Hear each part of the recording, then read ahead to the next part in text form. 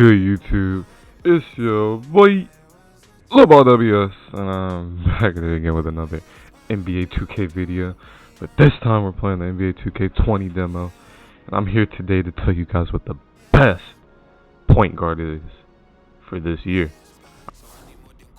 Alright, so as you can see, through the little pie charts or whatever, you can choose what you want your, I guess, your primary attribute or skill set to be, which is either driving and finishing, shooting, playmaking, or defense and rebounding. So in order to make the playmaking shot creator, you gotta scroll down, because at first I didn't even know there was this many options. But first you want to go, which one is it? It's this one. So as you can see, you get 88 ball control, which is what you need to speed boost, and you get an 84-3, which is pretty much what a play sharp was last year. So this year, I guess it's called a playmaking shot creator. So yeah, your layups, just, they're not that bad. They could be better, but I mean, hey, defense is alright. So yeah, I mean, you want to be able to, play make. That's what you're here for. It's, you can scroll down and look through these, but you want to be fast if you're a point guard. Blow past people. So yeah, I'm gonna pick that 90 speed. You feel me? You upgrade this. Let me upgrade this real quick.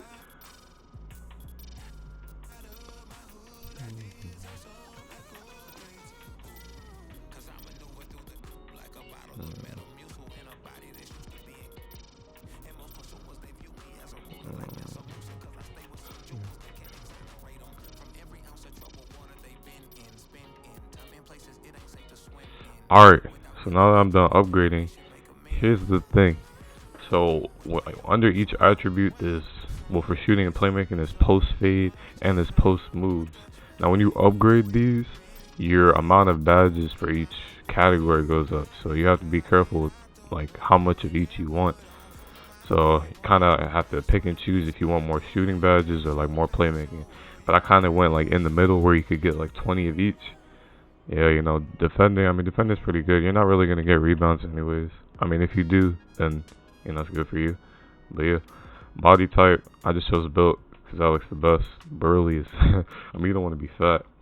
And then, as you go up in height, your ball control goes down this year, as opposed to other years where you could be like a 6'10" point forward.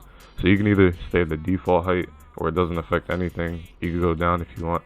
But I just went up one, because you're right at the ball handling cap, but you could also just stay at 6'3". But yeah, I mean, it's really up to you. So I might just stay at 6'3" for this. So yeah, so weight, I mean, your weight, I would just leave it at default so it doesn't affect anything. Wingspan, alright, now here's the thing. For the 6'4", if you decide to make him 6'4", then you want to lower the wingspan so that your ball control is 88. Repeat, if you want to make him 6'4", make the wingspan lower so that your ball control could be the same. Alright, so I mean, that's just what I'm going to do. For takeover, I mean, you could choose whatever you want, but sharp is always the best takeover. So yeah, pick that sharp shooting takeover. Then we're going to get right into it. So it calls you a playmaking shot creator, even though, I mean, honestly, you're like Steph. Alright, I mean, to be honest, you just don't have the high three-pointer. But yeah, now it's going to let you upgrade or whatever, see how your attributes, all pan out as you upgrade. So if you buy DC, start off at 85, I guess this year, it's going to start off at 76. But you just got to grind a little bit. And then the only bad thing is, I don't know why it takes so long for your ball control to hit 86. So you have to be a 97 overall. That's the only downside to this build. But you have to be a 97 to get that last ball handling attribute so that you could speed boost. But hey, I mean, if you're willing to grind, this is definitely the build for you. But take it to 99. Finishing badges. Okay, so this year there's a ton of new badges or whatever that you can choose. For me, honestly, I mean, you want to be able to make layups over taller defenders, which is why I would choose Giant Slayer, at least on bronze. Because yeah, I mean, you could get acrobat, but I mean, sometimes I know that you don't always time your layups correctly. I mean, but you shouldn't waste your time on contact finisher. I mean, you can add this on bronze if you really want to, but I would add Pro Touch and and slithery finisher. Cause yeah, you're not really gonna get that many highlight plays. You're not catching lobs. You could add teardropper if you really want to instead of contact finisher. So I mean, yeah, it doesn't really matter. What I do think is an important badge though, instead of teardropper, is fancy footwork. So when you beat a defender, say with a Euro step or spin layup or anything like that, that's when fancy footwork is used. So yeah, I think it's pretty good badge. You want to be slithery so that, you know, you don't really have to worry about slaying giants if you're avoiding them altogether, you know what I'm saying? So yeah. Now the shooting badges, oh my god. First things first. Range extender on Hall of Fame. Second, difficult shots on Hall of Fame. The rest is really up to you. I mean, for my player, I think I had Deadeye on bronze or silver. I had Green Machine on bronze. You don't need catch and shoot. You can add clutch performer if you're like the main guy on your team. Steady shooter, I think is a really important badge. And I had slippery off ball. What else did I have? I didn't have any of this. So yeah, I mean, you could just upgrade the badges if you want to. So steady shooter, Hall of Fame if you want. But I would get tireless scorer, shooter, whatever it is. I mean, you can get a Hall of Fame if you want, but yeah, you don't really need ice in my vein or ice in my, the veins or whatever, because your free throw is already pretty high, so you should be able to time it. Volume shooter, I mean, you can have it. I would say just have it on bronze. If you don't have like one of these badges, upgrade it on like Hall of Fame or whatever. But yeah, I mean, honestly, actually no. I had quick draw, because quick draw, oh my god, if you're able to get your jump shot off, then Deadeye, you don't really need that if you're shooting faster than everybody else. You know what I'm saying? So you can have title score on bronze just to have it, but most of the time you're not going to be shooting when you're tired. So yeah, it just helps.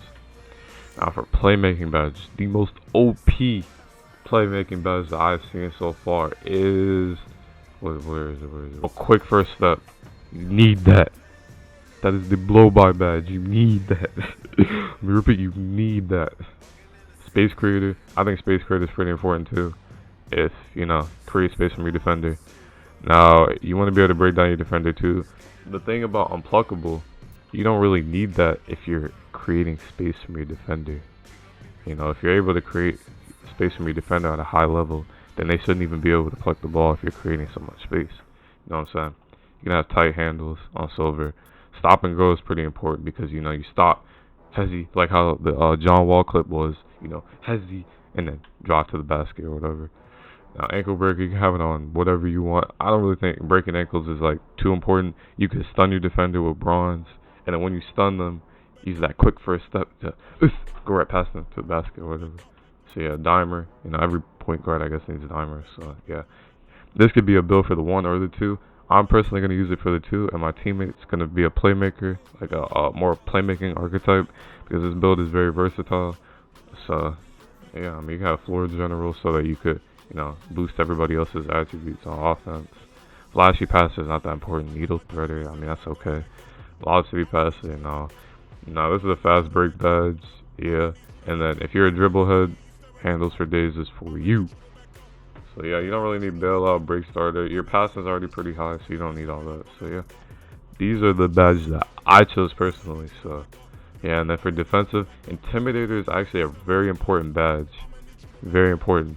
So if you're playing really good defense, your guy is trying to shoot like over you or whatever, like it's gonna make him miss like more than he's gonna make it. So I think intimidator is pretty important.